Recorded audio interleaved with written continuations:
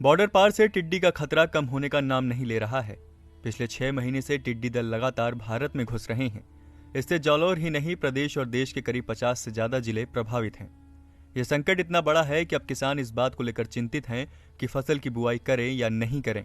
करें तो टिड्डी दल फसल चट कर देगी और नहीं करें तो खाद्यान्न का संकट उत्पन्न हो जाएगा। ऐसे में इन दिनों किसान दोहरे संकट से जूझ रहे हैं। इससे पहले किसान रबी की फसलों का भी नुकसान झेल चुके हैं, वहीं अब खरीफ फसल पर भी बड़ा संकट मंडरा रहा है। यह है कि टिड्डी बार बार हमला कर रही है। जितना भी हम फसल बो रहे हैं, फसल का हमें पूरा दाम नहीं मिल रहा है। एक फसल बार बार टिड्डी खा जाती है और इनका मुआवजा है, खरीफ की फसल में जो मुआवजा मिला था वो केवल मुआवजा के तौर पर प्रति हेक्टर 13,000 मिले थे। इस बार सर्दी के मौसम में तो जीरा बोया था, वो टिड्डी खा गई थी और वो बीमा अभी तक आया है नहीं। और अभी किसान क्यों नहीं बोने की स्थिति में है? अभी तो बोने की, एक तो डीजल का रेट ज्यादा है और टिड्डियां ऊपर घूम रही है। बता दें कि 6 महीने पहले रबी की सीजन में किसानों ने करोड़ों का कर्ज लेकर फसल की बुआई की थी, लेकिन टिड्डी ने फसल चौपट कर दी थी।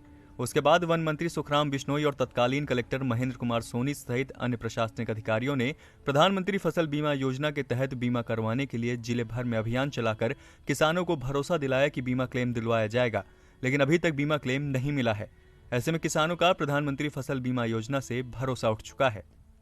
विचार है पर करनी पड़ेगा, पर यूं देखो टिड्डी आने वाली योजना में क्या भावों नहीं भावों का तो विचार है नहीं सर, भी सिंचाई कैसे करेंगे? टिड्डी का प्रकोप तो हो रहा है, 15 दिन में 3-4 बार आ गई है, फिर भी आने का चांस है।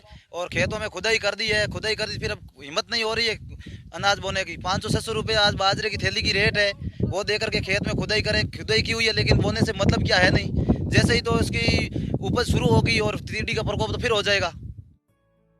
कृषि विभाग के आंकड़ों पर गौर करें तो जिले में करीब 7 अरब का जीरा, अरंडी, तारामीरा सहित अन्य फसल बर्बाद हो गई थी।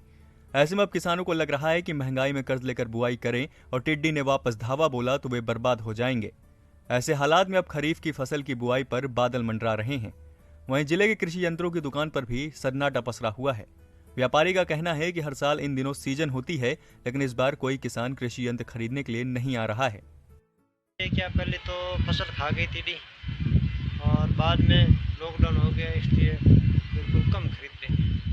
जीरा वगैरह लोगों का बिका नहीं। जीरा तो बिका के भाव ही नहीं है जीरे का, तो 120 या 15-20 रुपये। जैसे अब लोग खरीदारी करने आ रहे हैं? नहीं, बिल्कुल कम आ रहे। किसानों का कहना है कि वे रबी की फसल के समय प्रीमियम भरकर फसल का प्रधानमंत्री फसल बीमा योजना के तहत बीमा भी करवाया था। टिड्डी ने फसल चौपट कर दी। 6 महीने बीतने के बावजूद क्लेम राशि नहीं मिली है। ऐसे में इस बार खरीफ की सीजन में बीमा करवाने के नाम पर ही लोग घबराने लगे हैं। किसानों का कहना है कि लगातार टिड्डी हमला कर रही है, जिसके चलते वो डर रहे हैं कि कहीं फसल की बुआई करे, टिड्डी वापस हमला करती है तो फसल चौपट कर देगी। इसके अलावा किसानों का ये भी कहना है कि डीजल के दाम भी लगातार बढ़ रहे हैं, जिसके चलते अब किसान सिंचाई करने की या बुआई करने की स्थिति में नहीं है। विक्रम गर्ग, ईटीवी भारत, जालौर।